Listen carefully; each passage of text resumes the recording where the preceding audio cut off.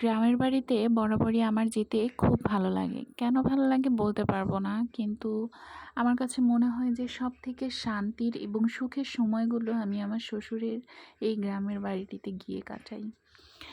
কিছুদিন আগ পর্যন্ত সবসময় কেন জানি মনে হতো হয়তোবা গ্রামে সুখ শান্তি বা সুযোগ সুবিধা খুব বেশি একটা থাকে না, খুব পাওয়া যায় না, অনেক কষ্ট করতে হয়। কিন্তু মাঝে মধ্যে মনে হয় এই ছোটোখাটো কষ্টগুলো তো জীবনের সুখ শান্তির জন্য এবং মানসিক শান্তির জন্য কাটানোই যায়, তাই না? সবসময় যে শহরে আরাম বিলাসবহুল জীবনযাপন করা যায় এটা কি সত্যি? আসলেই মানুষ তার নিজস্ব পছন্দের মধ্যে শান্তি খুঁজে পায়। আমার যেমন আমার শ্বশুরবাড়িতে যাওয়াটা খুব পছন্দ আর খুব ভালো লাগে, তেমন হয়তোবা তেমন আরও অনেক মানুষ আছে যাদের যাওয়াটা একদমই পছন্দ না। এটা হচ্ছে আমার শাশুড়ির ছোটোখাটো একটা বাগান। বিভিন্ন রকমের শাক লাগিয়েছে, তার সাথে সবজি লাগিয়েছে। গাছে গাছে কাঁকরোল ধরেছে, করলা ধরেছে, মিষ্টি কুমড়া, অনেক কিছু।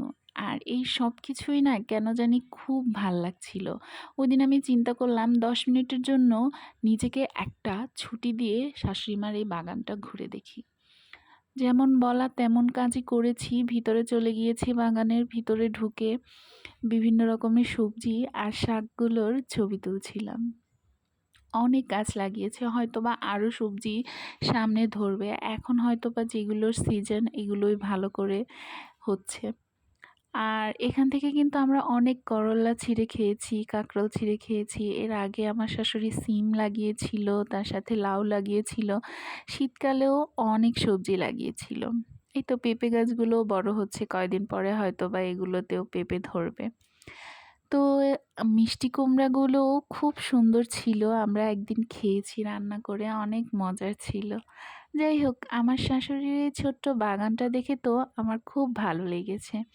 আবার একটু রাগও হয়েছে, যেহেতু আমার অনেক বড় একটা উঠোন পছন্দ, কিন্তু আমার শাশুড়ি সেই উঠোনগুলোর বাদ দিয়ে তারপরে তাতে সবজির চাষ করেছিল। তারপরে চিন্তা করলাম যাই হোক, নিজেদের ক্ষেতের অ্যাটলিস্ট শাকসবজি তো খেতে পারছি। আজকের ভিডিওটা এই পর্যন্তই। আল্লাহ হাফেজ।